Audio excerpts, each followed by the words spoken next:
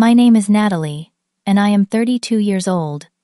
The elegant wedding reception of my sister-in-law Heather turned into a nightmare when she mockingly asked me to clean tables.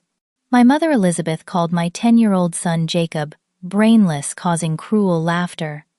But nobody expected my dyslexic yet brilliant son to grab the microphone and shock the entire room with what he revealed next. If you are watching this, drop a comment letting me know where you are from, and do not forget to like and subscribe to hear what happened next at this disastrous wedding. Growing up in a middle-class neighborhood in Boston, my relationship with my brother Benjamin was complicated from the start. Benjamin was 4 years older, always commanding attention and getting his way. Even as children, the dynamics in our family were clear. Benjamin was our mother Elizabeth's favorite, while I shared a special bond with our father Robert. Robert was a kind-hearted man who owned a successful local furniture business. He worked hard his entire life, building his company from scratch, after inheriting just a small workshop from his own father. Despite his growing success, he remained humble and focused on family values rather than material possessions. He always told me, "Natalie, wealth is meaningless without character." Those words shaped who I became.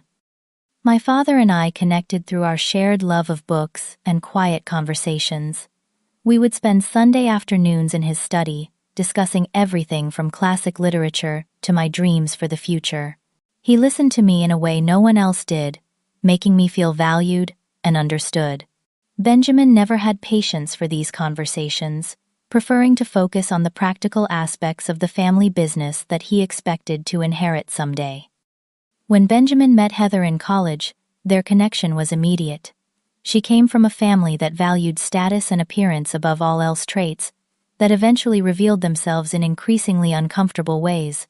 At family gatherings, Heather would subtly comment on my modest clothing or our smaller home, always finding ways to emphasize the difference in our financial situations. After college, I met Daniel, a high school math teacher with a gentle soul and unwavering moral compass. We fell in love, quickly sharing dreams of a simple but meaningful life. Within 2 years, we were married in a small ceremony that Benjamin and Heather barely acknowledged, claiming a business emergency prevented their attendance. My father walked me down the aisle with tears in his eyes, whispering how proud he was of the woman I had become. When our son Jacob was born, our family felt complete. He was a curious, sensitive child, with expressive blue eyes that seemed to take in everything around him. By the time he reached first grade, however, we noticed he struggled with reading and writing. After several evaluations, Jacob was diagnosed with dyslexia. The diagnosis was challenging, but Daniel and I were determined to support our son and help him navigate a world that often misunderstood his brilliant mind. Jacob might have struggled with reading, but he displayed remarkable talents in other areas. His spatial reasoning skills were exceptional, and he could solve complex puzzles that left even Daniel, a mathematics teacher, impressed. He had an incredible memory for details he heard, compensating for his reading difficulties by developing extraordinary listening skills. Unfortunately, Benjamin and Heather saw only his challenges, not his gifts. When Jacob was 8, we attended a family Thanksgiving dinner at my parents' home. Jacob was proudly showing everyone a complex model airplane he had built entirely on his own. Rather than acknowledging his achievement, Heather whispered loudly enough for everyone to hear, "Shame. He can build toys, but cannot read a simple book. Perhaps your teaching methods are as basic as your lifestyle, Daniel." The room fell silent, as Jacob's smile faded. My father immediately stood up, placed his hand on Jacob's shoulder, and announced how impressed he was with his grandson's engineering skills. He then took Jacob to his workshop, where they spent the rest of the evening working on projects together. That moment cemented the special bond between my father and my son, a relationship that brought joy to both of them. As my father's business continued to prosper, Benjamin became increasingly involved in the company operations. He worked alongside our father, learning the business aspects while I pursued a career in elementary school administration. Despite our different paths, Our father made it clear that he valued both of our contributions to the family in different ways. When Jacob turned 9, my father took me aside during a family gathering. "I have updated my will, Natalie," he said quietly. "I want you to know that everything will be divided equally between you and your brother. I know money has never motivated you, but I want to ensure Jacob's future, especially for his education. He has special gifts that need nurturing." I assured him that Daniel and I were managing fine, but he insisted. "It is not about need, Natalie. It is about fairness, and recognizing that family legacy belongs to all of us equally."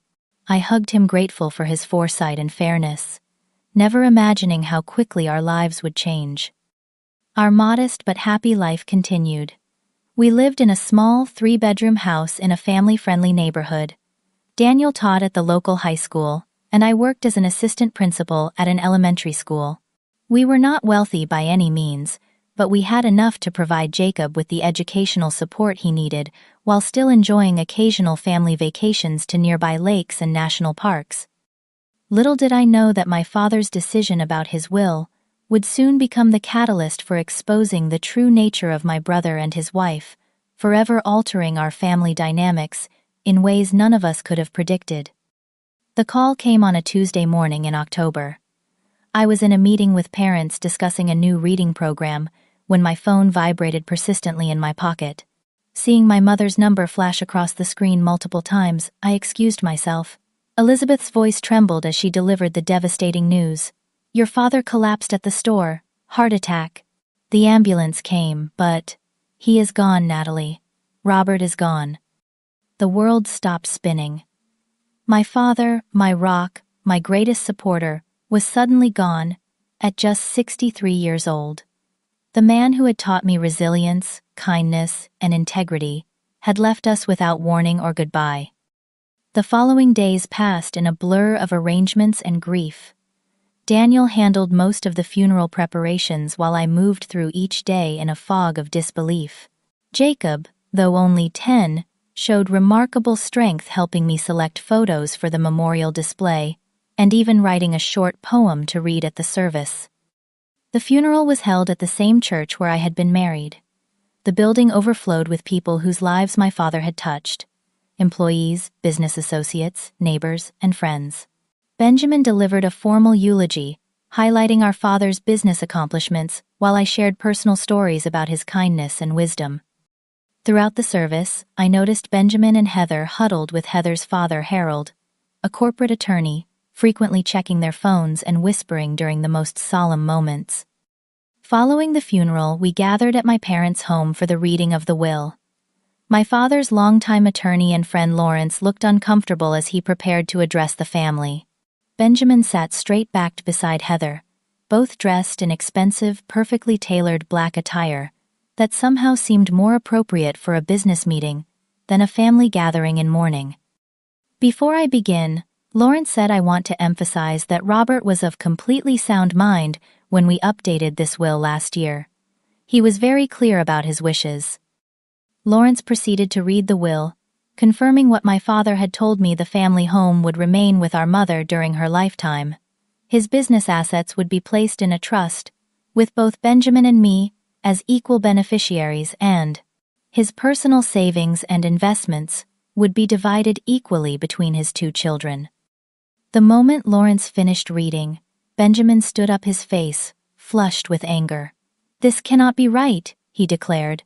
"I have dedicated the last 10 years to growing the business, while Natalie pursued her own career. Father and I had an understanding that I would inherit the company." "That was never discussed with me," Lawrence replied calmly. "Robert was explicit about equal division." Heather jumped in, her voice sharp. "Natalie clearly manipulated Robert in his final years. She paraded that child around, using his disability to gain sympathy and financial advantage." The accusation struck like a physical blow. Using Jacob, my father and son had shared a genuine bond based on mutual respect and love. "How dare you?" I whispered, my voice shaking. "My father loved Jacob for who he is. This has nothing to do with manipulation." Benjamin paced the room. Father was not thinking clearly. His judgment was compromised by age and sentiment. "I will contest this will." To my shock, my mother nodded in agreement. "Benjamin has sacrificed everything for the family business," Elizabeth said, avoiding my eyes. "Robert was always soft on Natalie. Perhaps he was not thinking practically." The room temperature seemed to drop as the lines were drawn. My mother, who should have been a unifying force in our time of grief, had chosen a side, and it was not mine. Over the following weeks, Benjamin followed through on his threat. He hired a prestigious law firm specializing in estate disputes, claiming our father had been unduly influenced and was not mentally competent when updating his will. Heather spread rumors throughout our extended family and social circle that I had manipulated a vulnerable old man, painting me as a calculating daughter who had used her child's learning disability to secure an inheritance I did not deserve. Most painful was my mother's betrayal. Elizabeth not only supported Benjamin's claims, but actively provided statements to his attorneys, suggesting that our father had shown signs of diminished capacity in his final year, a complete fabrication that broke my LOA heart. As the legal battle intensified, our personal lives began to unravel. Daniel was unexpectedly laid off from his teaching position due to budget cuts. I later learned through a colleague that Benjamin had spoken to a school board member, suggesting Daniel's teaching methods were outdated and questioning his competence. While I could not prove the connection, the timing seemed far too convenient. With Daniel unemployed and legal fees mounting, our financial situation became precarious. Jacob's specialized tutoring and educational support services were expensive, and our savings were quickly depleting. The stress began affecting all of us. Daniel spent his days sending out job applications and attending interviews that went nowhere. I took on extra responsibilities at work, hoping for a raise that never materialized. Jacob, sensitive to the tension in our home, began having trouble sleeping and became increasingly anxious about his schoolwork. One evening, as Daniel and I discussed our options at the kitchen table, after Jacob had gone to bed, I made a decision that would change everything. "I want to drop the legal fight," I said quietly. "We cannot afford this battle financially or emotionally." Daniel looked concerned. "But that money is rightfully yours, and more importantly, Jacob's future security." I reached for his hand. "My father taught me that peace of mind is worth more than any inheritance. Jacob needs parents who are present and emotionally available more than he needs money in a trust fund. Benjamin can have the business and the money. I just want our family to heal." The next day, I called my attorney and instructed him to withdraw our opposition to Benjamin's petition. When I signed the settlement papers relinquishing my claim to my father's estate, I felt a strange mixture of loss and liberation. Benjamin and Heather had won the battle for material wealth, but in that moment, I chose a different kind of richness: integrity, peace, and family unity. Within weeks, Benjamin and Heather moved into my childhood home, persuading my mother to transfer the deed to them with the promise that she could live there for the rest of her life. They quickly took control of my father's business, rebranding it with a modern logo that erased any trace of my father's original vision. The family heirlooms I had hoped to preserve as connections to my father, his collection of first edition books, the antique pocket watch his father had given him, the hand-carved chess set we had played with every Sunday, all remained in the house, now claimed as Benjamin and Heather's property. I walked away from it, all determined to rebuild our lives with the values my father had truly stood for, not the material possessions that had come to represent his legacy in Benjamin's eyes. The first few months after surrendering my inheritance were brutal. We downsized from our modest house to a 2-bedroom apartment in a less desirable school district. The moving day was particularly painful, watching the movers squeeze our furniture into a space half the size of our previous home, while Jacob silently carried his belongings in small, careful trips up 3 flights of stairs. "Is this going to be forever, Mom?" he asked that night, sitting on his bed, surrounded by unpacked boxes. "No, honey," I assured him, though uncertainty gnawed at me. "This is just a transition period while Dad finds a new teaching position." Daniel had been applying for jobs relentlessly, but the local teaching market was competitive, and the whispers Benjamin had spread about his competence seemed to follow him. He eventually took a position as a substitute teacher, work that paid less than half his previous salary and offered no benefits. To supplement our income, he also began tutoring students in mathematics on evenings and weekends. I took on additional administrative duties at my school, often staying until 7 or 8 at night to complete paperwork and planning. The principal, sympathetic to our situation, approved as much overtime as the budget allowed. Still, our combined income barely covered our basic expenses, and Jacob's specialized tutoring. Meanwhile, Benjamin and Heather wasted no time, flaunting their newfound wealth. Benjamin expanded the furniture business, opening 2 new locations within 6 months. Heather quit her job as a marketing executive to become a lifestyle influencer, regularly posting photos of their lavish home renovations, exotic vacations, and expensive jewelry on social media. "Just received the most amazing anniversary gift from my adoring husband," she captioned one post, showcasing a diamond bracelet that probably cost more than our annual rent. "So blessed to have married into a family legacy of success and vision." The family legacy she referred to was my father's life work, now repurposed as a backdrop for her carefully curated online persona. Each post was like a knife twist, not because of the material possessions themselves, but because of how completely they had erased my father's genuine values of modesty and substance over style. Most painful were the family gatherings we still occasionally attended primarily for Jacob's sake and to maintain a relationship with my mother. During a Thanksgiving dinner at what had once been my childhood home, Benjamin gave a toast about continuing the family tradition of excellence while standing beneath a massive new portrait of himself in the spot where my father's priesthood photograph had once hung. Later that evening, I overheard Heather telling guests about their plans to completely renovate the master bedroom. Finally getting rid of that outdated furniture Robert insisted on keeping. Benjamin has such better taste. The outdated furniture included the bedroom set my father had crafted by hand as a wedding gift for my mother 40 years earlier. Each piece had been lovingly designed and built over the course of a year. Now, it would likely end up in a dumpster, another piece of my father's legacy discarded. Jacob's struggles intensified during this period. The new school did not have the resources to properly support his learning needs, and the other students were not as accepting of his differences. Benjamin's son Andrew attended the same school and regularly belittled Jacob, telling classmates about his dumb cousin who cannot even read properly. One afternoon, I received a call from the school counselor. Jacob had been found hiding in the bathroom during lunch period, refusing to come out. When I arrived to pick him up, his eyes were red from crying. Andrew told everyone, "I am only at this school because we are too poor to afford a good school," he explained in the car ride home. He said Uncle Benjamin had to give us charity because Dad cannot keep a job. Daniel and I spent that evening reassuring Jacob of his worth and intelligence, emphasizing that our current financial situation was temporary. But the damage to his self-confidence was evident in the following weeks as he became more withdrawn and reluctant to attend school.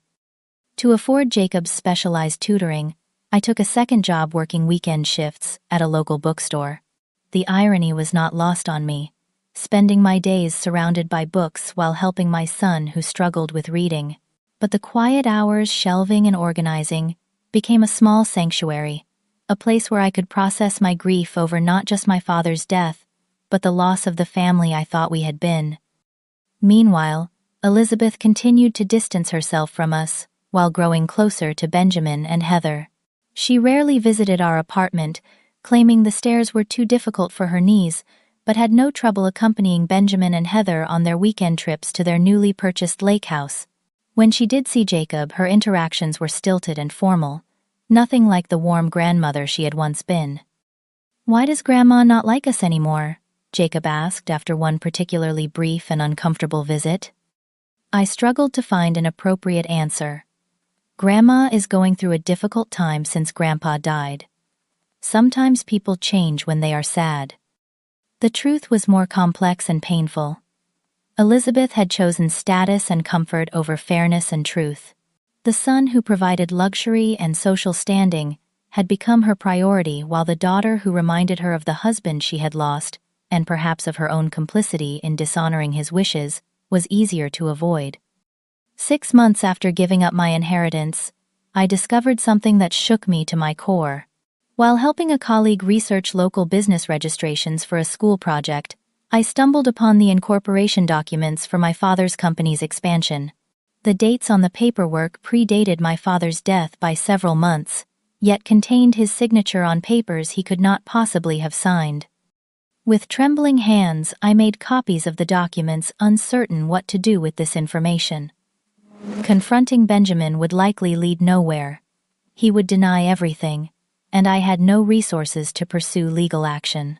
The revelation sat heavily in my chest, the knowledge that my brother had not just taken what should have been shared, but had likely committed fraud to do so. That night, I showed the papers to Daniel, who confirmed my suspicions about the timeline discrepancies. "This is forgery, Natalie. We should report this." But I hesitated. To what end? We cannot afford more legal battles. Benjamin has all the resources, all the connections. "It is not about getting the money back," Daniel argued. "It is about what is right." I placed the papers in a folder and tucked them away in our small home office. "I need time to think about this. Right now we need to focus on keeping our family afloat." As winter turned to spring, our situation improved marginally. Daniel secured a full-time teaching position at a school 30 miles away, a difficult commute, but steady employment, with benefits that would resume in the fall. I received a small promotion at work that came with a modest salary increase. We began to adapt to our new reality, finding moments of joy despite our circumstances. Jacob, resilient in ways that continually amazed me, developed coping strategies for school, and even joined the science club, where his exceptional spatial reasoning skills made him a valuable team member for their engineering challenges. When his team won a regional competition, the pride on his face reminded me of my father's expression whenever he completed a particularly challenging woodworking project. Just as we were finding our footing, an elaborate envelope arrived in the mail, an invitation that would set in motion events none of us could have anticipated. The invitation was printed on heavy cream cardstock, with gold embossing announcing the vow renewal ceremony and reception of Benjamin and Heather Wilson. Despite already being married for 8 years, they had decided to renew their vows in what the invitation described as a celebration of love and prosperity at the Grand Plaza Hotel, one of the most exclusive venues in the city. A handwritten note was tucked inside the envelope in Heather's elegant script. "Natalie, hi. We would be delighted if you, Daniel, and Jacob could attend our special day. Perhaps seeing how we have honored your father's legacy with our success will bring you some comfort in your current situation. Family should stick together after all." The thinly veiled condescension made my stomach turn. I placed the invitation on our kitchen counter, uncertain how to respond. When Daniel came home that evening, he immediately noticed the elaborate invitation. After reading Heather's note, his jaw tightened. "We are not going to this. It is just another opportunity for them to flaunt what they have taken from you and humiliate us." "I agree," I said, sliding the invitation into the recycling bin. "We will send our regrets." Later that night, Jacob came into the kitchen for a glass of water and spotted the edge of the invitation peeking from the bin. Curious, he pulled it out and read it carefully. "Are we going to Uncle Benjamin and Aunt Heather's party?" he asked the next morning at breakfast. "No, honey," I explained gently. "Dad and I think it might be uncomfortable for everyone." To my surprise, Jacob's expression grew serious. "I think we should go." Daniel and I exchanged glances. "Why would you want to attend, buddy?" Daniel asked. "You know how Andrew sometimes treats you at school." Jacob fidgeted with his spoon. "I have been working on a special project about family history for school. I want to give it to Uncle Benjamin and Aunt Heather as a gift." "That is very thoughtful," I said, touched by his generosity despite how they had treated us. "But we can send your gift without attending." No, Jacob insisted with unusual determination. I need to give it to them in person. It is important. Over the next few days, Jacob continued to press the issue, showing a level of conviction that was both surprising and intriguing. When I asked about this mysterious project, he would only say it was a video about what family really means, and that he had been working on it for months. Do you really think this is a good idea? I asked Daniel one night after Jacob had gone to bed. Being in that environment surrounded by their wealth and friends, who probably know nothing good about us. Daniel sighed. Normally I would say absolutely not. But I have never seen Jacob so determined about anything. Maybe this is important for his healing process too. Confronting the situation rather than avoiding it. What if they humiliate him? Or us, I worried.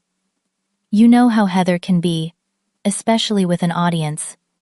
Then we leave immediately, Daniel said firmly. But maybe we should give Jacob the chance to do this.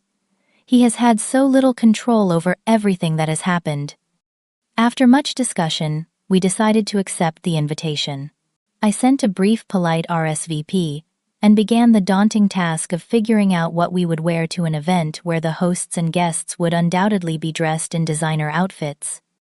I found a simple but elegant, navy blue dress on sale that could be dressed up with the pearl necklace my father had given me for my 30th birthday. Daniel still had his good suit from when we attended educational conferences.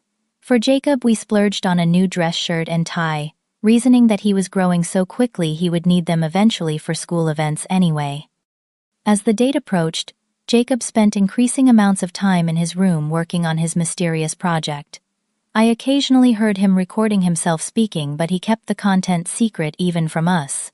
His determination was both touching and concerning. What exactly was he planning? The night before the ceremony, Jacob asked me to sit on the edge of his bed during our usual goodnight routine. His expression was unusually solemn. "Mom, do you trust me?" he asked, his blue eyes searching mine. "Of course I do, sweetie," I replied, smoothing his hair. "Tomorrow at the party. I might do something that seems strange," he said carefully. "But I need you to trust me and not stop me. It is important." A flutter of anxiety passed through me. "Jacob, what are you planning?" He shook his head. "I cannot tell you. But I promise it is not bad. It is about the truth." "The truth about what?" I pressed. "About family," he said simply. "About what Grandpa would have wanted." I studied my son's face, seeing determination and a wisdom that seemed beyond his 10 years. This was the child who had been called brainless by his own family members, yet who possessed an emotional intelligence that constantly amazed me. "Okay," I said finally. "I trust you. But if at any point I feel you are in a harmful situation, I am stepping in. That is the deal." He nodded solemnly. "Deal." That night I barely slept, my mind racing with possibilities. What had Jacob discovered? What was he planning? And would tomorrow bring closure, or just more pain to our already fractured family? As the morning dawned, I felt a strange mix of dread and curiosity. Daniel noticed my nervousness as we got dressed. "We can still back out," he offered, adjusting his tie. I shook my head, watching Jacob carefully pack his tablet and a small USB drive into his backpack. Jacob needs this for some reason. And maybe I do too. It is time to face Benjamin and Heather on their own turf. "Just remember," Daniel said, taking my hands in his, "whatever happens today, we have each other. That is what really matters." With those words of reassurance, we headed out to what would become the most unexpected and revealing family gathering of our lives. The Grand Plaza Hotel lived up to its name with its marble columns and crystal chandeliers, creating an atmosphere of opulence from the moment we entered the lobby. A tasteful sign directed guests to the Wilson Vow Renewal in the Grand Ballroom, where a photographer captured arrivals against a backdrop of cascading white orchids and gold accents.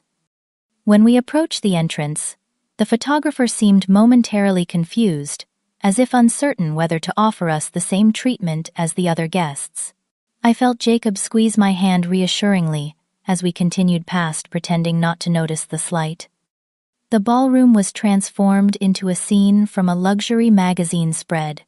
Elaborate floral arrangements towered from each table, which were adorned with gold chargers, fine china, and crystal stemware.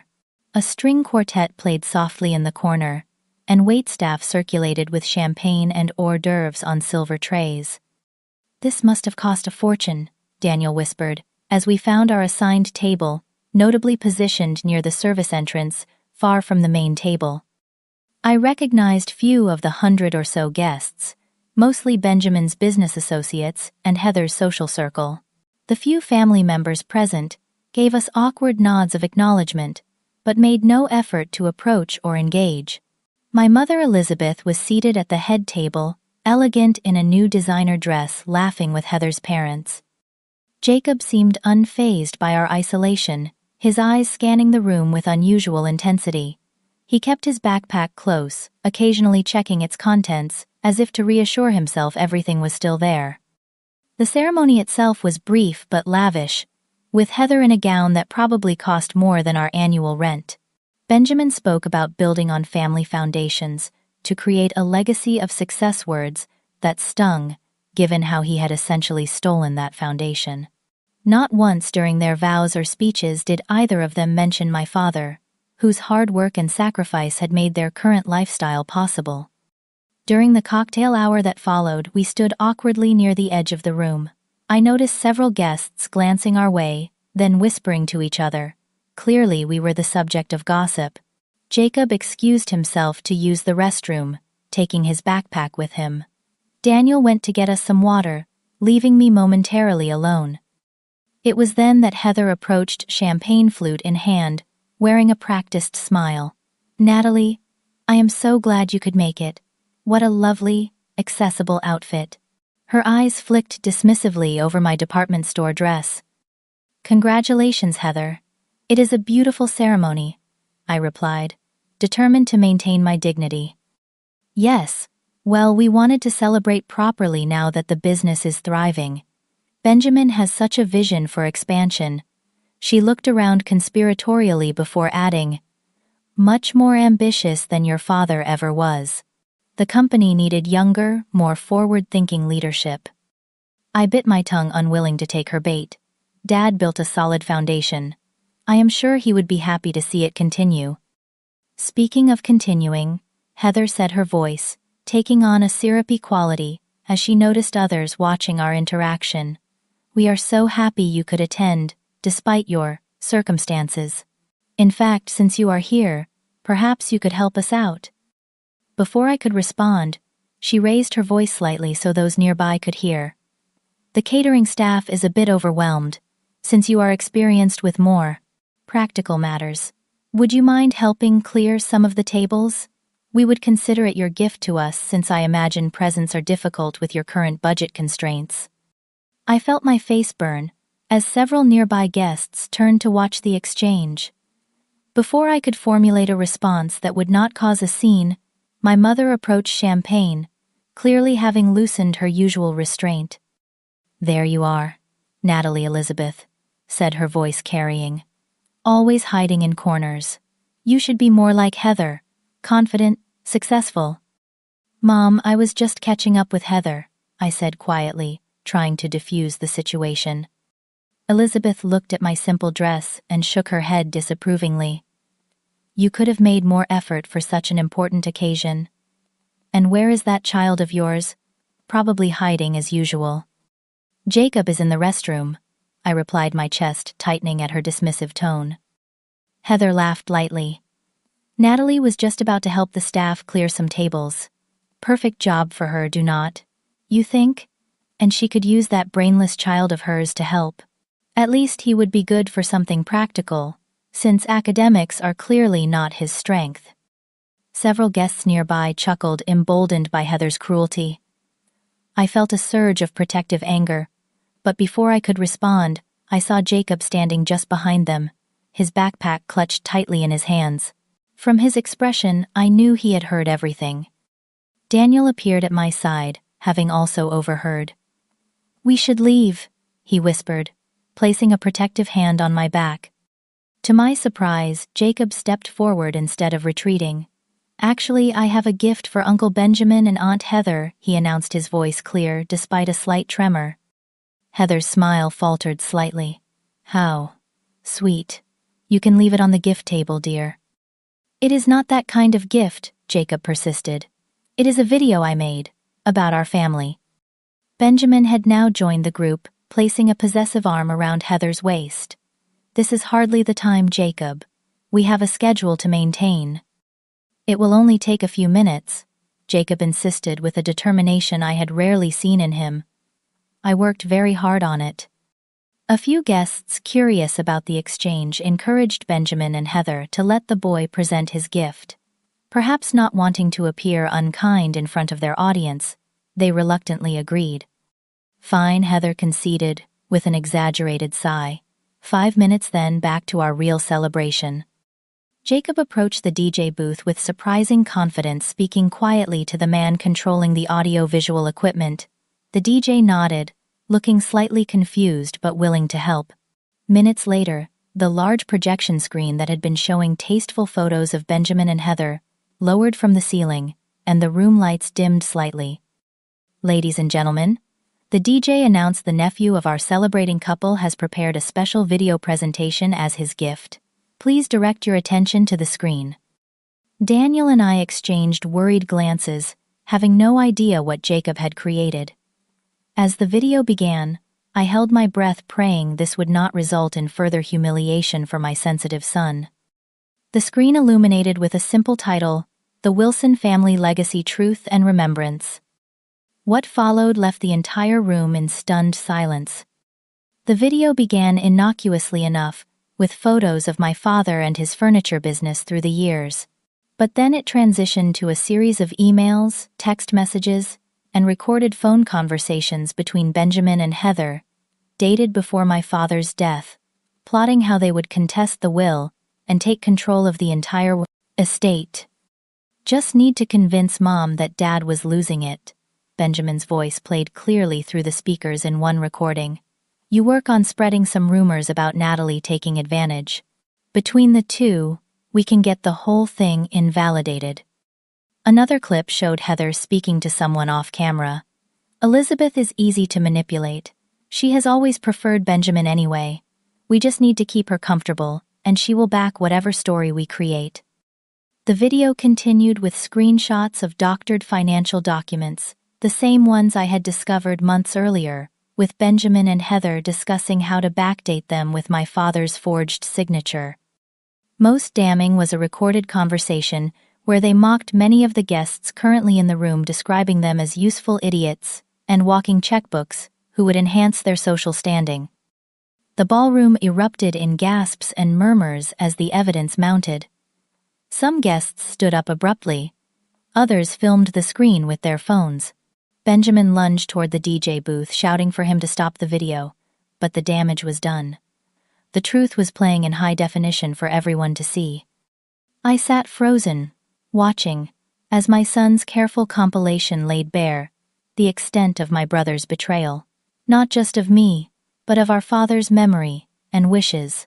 Jacob had somehow gathered more evidence than I had ever discovered, presenting it in a clear, undeniable narrative that no amount of denial could erase.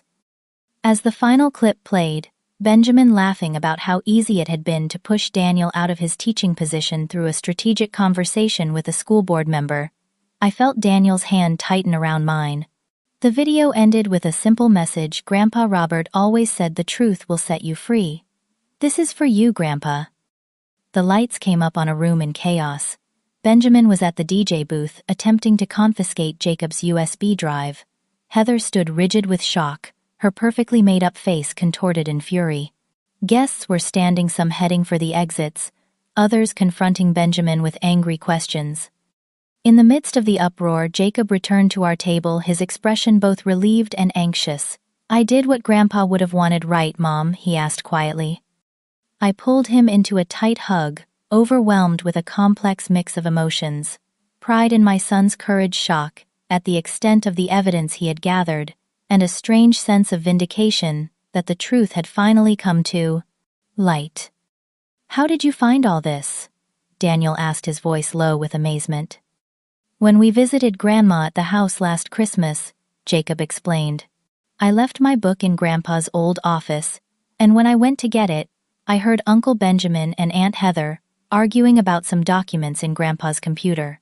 After they left, I checked the computer. They never changed his password. It was still my birthday. He paused.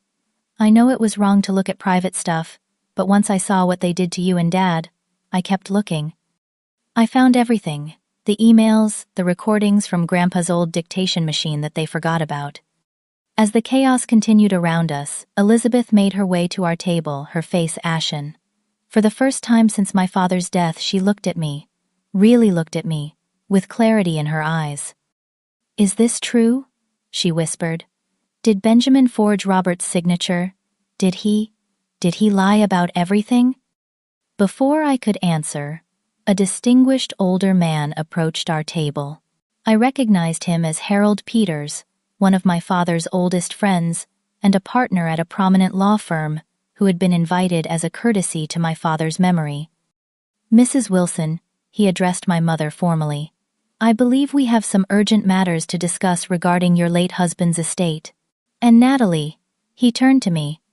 I would very much like to speak with you, and your exceptionally resourceful son as well. As we stood to follow him to a quieter location, I caught sight of Benjamin and Heather, huddled with their attorney. In a corner, their celebration thoroughly derailed. The perfectly orchestrated display of their success and social triumph had crumbled under the weight of the truth revealed by the very child they had dismissed as brainless. In that moment, despite the chaos and uncertainty of what would follow, I felt a weight lift from my shoulders. The truth was finally out, and whatever happened next, we would face it with the integrity my father had always valued above all else. The elegant ballroom, which just minutes earlier had been a showcase of wealth and social standing, descended into chaos. Guests gathered in small clusters, whispering furiously while glancing at Benjamin and Heather, who remained huddled with their attorney in the corner. Others were already heading for the exits, cell phones pressed to their ears as they spread the news of the scandalous revelation. Harold Peters, my father's old friend and attorney, guided us to a small conference room adjacent to the ballroom. This might be more appropriate for our discussion, he said, closing the door behind us, muffling the commotion outside. Elizabeth sank into a chair, her hands trembling. I do not understand, she whispered. Benjamin told me Natalie had been manipulating Robert, that the will did not reflect his true wishes. Mrs. Wilson, Harold said gently but firmly, I have known Robert for over 30 years. He was of completely sound mind when he created that will. He was explicit about wanting his children to share equally in his legacy. But the papers Benjamin showed me, she began, were almost certainly falsified, Harold finished. Based on what we just saw, there appears to be substantial evidence of fraud. Jacob sat quietly beside me, looking simultaneously proud and nervous. I placed my arm around his shoulders, overwhelmed with pride at his courage. How did you gather all this evidence? Jacob, Harold asked, his tone respectful rather than condescending. Jacob explained in detail how he had discovered the first clues during our Christmas visit, then systematically explored my father's computer and backup files. Grandpa always kept recordings of his important phone calls for business records. Uncle Benjamin and Aunt Heather did not know about the automatic cloud backup system Grandpa set up. I found everything there. And you compiled this all yourself? Harold asked, clearly impressed. Yes, sir, Jacob nodded. I am not good at reading, but I am really good with computers and audio-visual stuff. My teacher helped me with the editing software for my history project, and I used those skills for this. The door opened abruptly, as Benjamin burst in, his face flushed with rage. What the hell was that? That video was full of manipulated content and private information obtained illegally. Harold stood, his professional demeanor hardening. Benjamin, I strongly advise you not to make accusations right now. From what I observed, there appears to be evidence of serious legal impropriety on your part. This is absurd, Benjamin sputtered. He is a child with a learning disability. No one will believe this nonsense. Actually came a new voice from the doorway. I found it extremely credible. We turned to see Judith Blackwell, one of the city's most prominent business leaders, and a major client of my father's company, now Benjamin's. Huplin. Her expression was severe as she entered the room. I came today out of respect for Robert, she said coolly. He was a man of impeccable integrity who built his business on trust and quality. What I just witnessed suggests his son lacks those qualities entirely. Benjamin paled. Judith, I can explain. This is a family misunderstanding that has been grossly exaggerated. Save it, she cut him off. I have already texted my assistant to begin transitioning our contracts to another vendor. I suspect others will do the same. She turned to me. Natalie, I did not know the circumstances of your father's estate. Robert always spoke highly of you. I am sorry for what has happened. As Judith left, Benjamin seemed to deflate the implications of losing major business clients sinking in. Heather appeared in the doorway, mascara streaking down her cheeks. The Harrises and Johnsons just canceled their orders, she hissed at Benjamin. This is a disaster. Elizabeth stood shakily. I need to understand exactly what has happened. Benjamin, did you forge your father's signature on company documents? Benjamin's silence was damning. Did you deliberately spread lies about Natalie to gain control of the entire estate? She continued, her voice strengthening.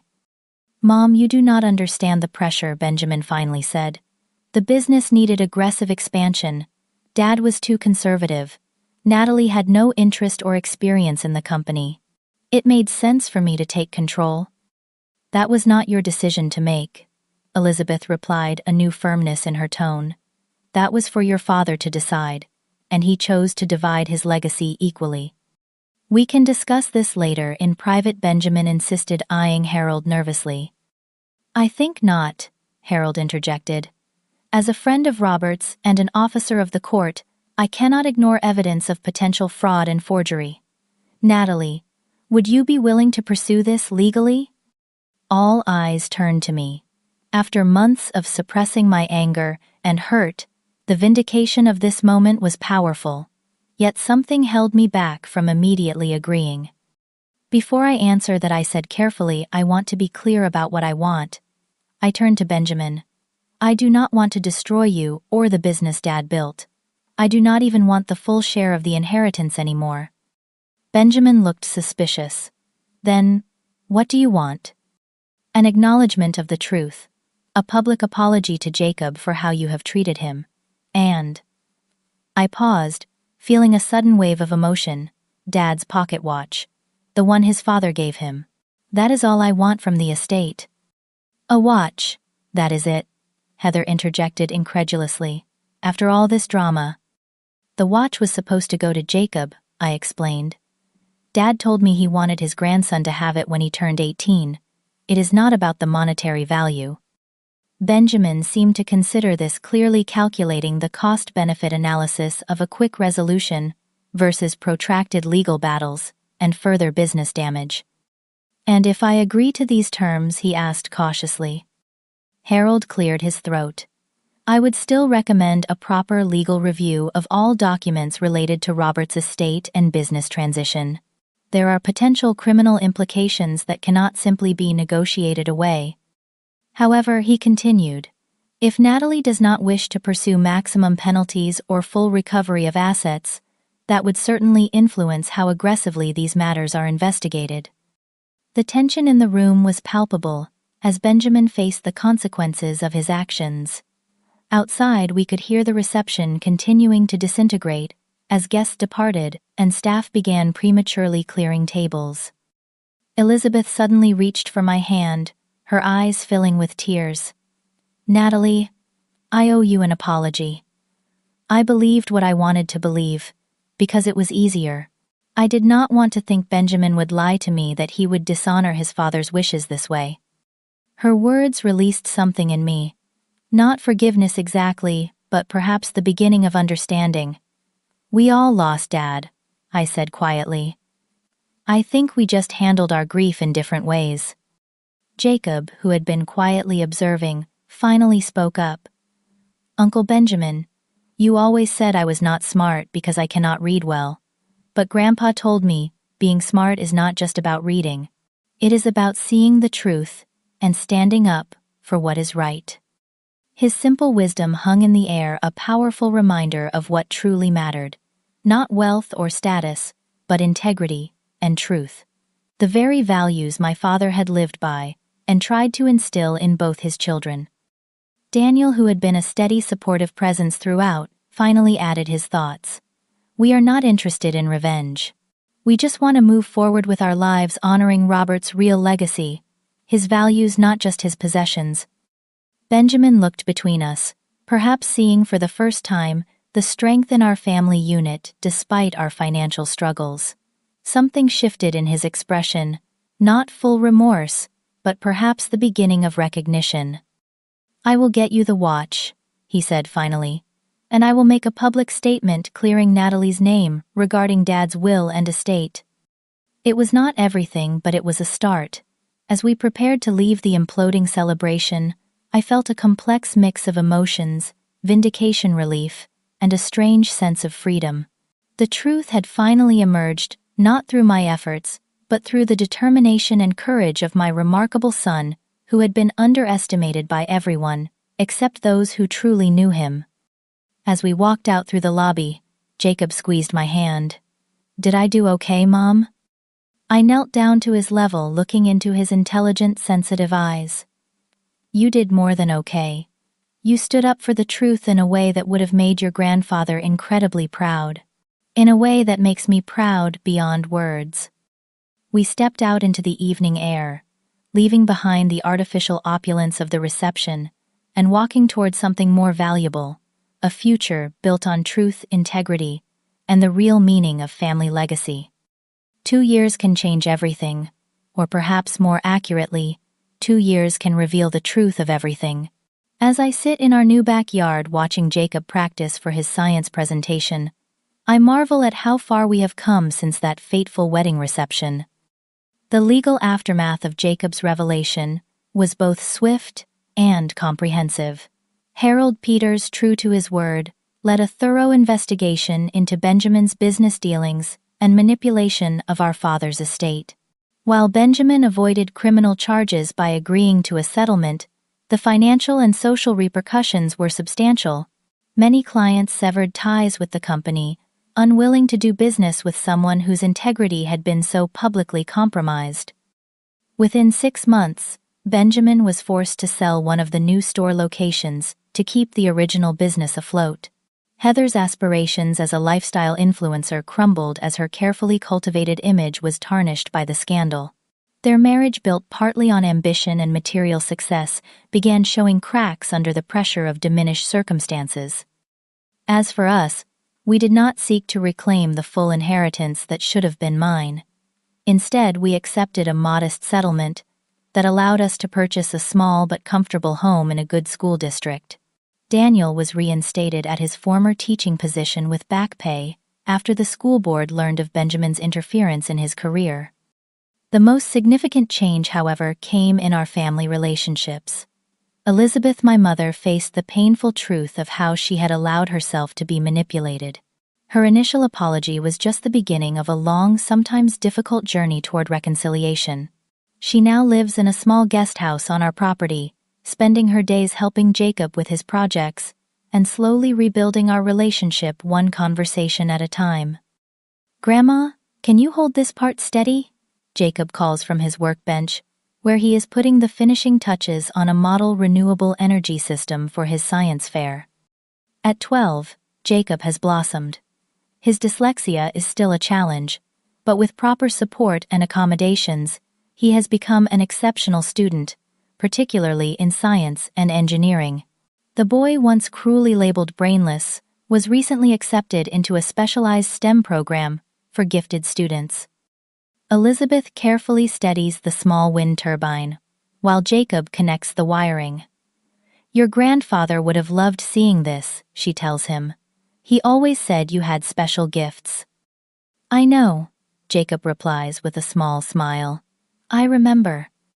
On our mantelpiece sits my father's pocket watch, restored and functioning a tangible connection to the man whose values eventually triumphed. Jacob often takes it down, running his fingers over the engraving on the back. Time reveals truth. An inscription that proved more prophetic than any of us could have imagined. Perhaps most surprising has been the gradual transformation in my relationship with Benjamin. 6 months after the wedding incident, he arrived at our door alone without Heather. He looked diminished somehow, the brash confidence replaced by something more genuine. "I have been seeing a therapist," he told me, after we had settled uncomfortably in our living room, trying to understand why I did what I did. It was not an immediate reconciliation. Trust, once broken so thoroughly, cannot be quickly repaired, but it was a beginning. Over the months that followed, Benjamin made efforts to understand Jacob's learning challenges, even funding a scholarship at his school for children with dyslexia. Last Christmas, for the first time since our father died, we shared a meal as a family. Not at the grand house Benjamin had claimed as his own, that he had sold it months earlier, moving to a more modest home, but at our table. The conversation was sometimes stilted, the history between us impossible to fully set aside, but it was a step toward healing. Heather and Benjamin have since separated, another casualty of foundations built on false values. Benjamin now runs a significantly smaller version of our father's business, focusing on quality craftsmanship rather than aggressive expansion. He occasionally asks Jacob for design ideas, recognizing the spatial brilliance my son possesses. As for me, I have found unexpected fulfillment in a new role as an advocate for children with learning differences. My experience with Jacob and the school system's initial failure to support him properly led me to create a parent resource network that has now helped dozens of families navigate similar challenges. The inheritance I once fought for, and then surrendered, has been replaced by something more valuable: the knowledge that my father's true legacy lives on, not in furniture or financial assets, but in the values we now strive to uphold. Daniel emerges from the house, carrying a tray of lemonade. "How is the future Nobel Prize winner doing with his project?" he asks, setting the tray on our patio table. "Almost finished," Jacob calls back, his focus unwavering from his work. As we sit together in the warm afternoon sunlight, I reflect on the strange journey that brought us here. When I walked away from my inheritance 3 years ago, I thought I was surrendering something precious. In reality, I was making space for something far more valuable to emerge. My father often told me that our choices reveal our true character far more than our circumstances do. In choosing peace over conflict, integrity over material gain, I found a different kind of wealth. And in allowing Jacob to stand up for truth in his own unique way, we discovered the most valuable inheritance of all: the courage to live according to our deepest values, even when the cost seems too high. Sometimes the biggest inheritance is not what is left in a will, but the lessons we learn about who truly matters in our lives. The pocket watch on our mantel keeps perfect time, but the most precious gift my father left us cannot be held in our hands, only in our hearts. Have you ever had to choose between fighting for what is rightfully yours and finding peace by letting go? What would you have done in my situation? Share your thoughts in the comments below. And if this story resonated with you, please like, subscribe, and share it with someone who might need to hear that sometimes walking away is not giving up, but moving forward. Thank you for listening to my story. And remember that the most valuable legacies are not measured in dollars, but in the lives we touch and the truth we honor.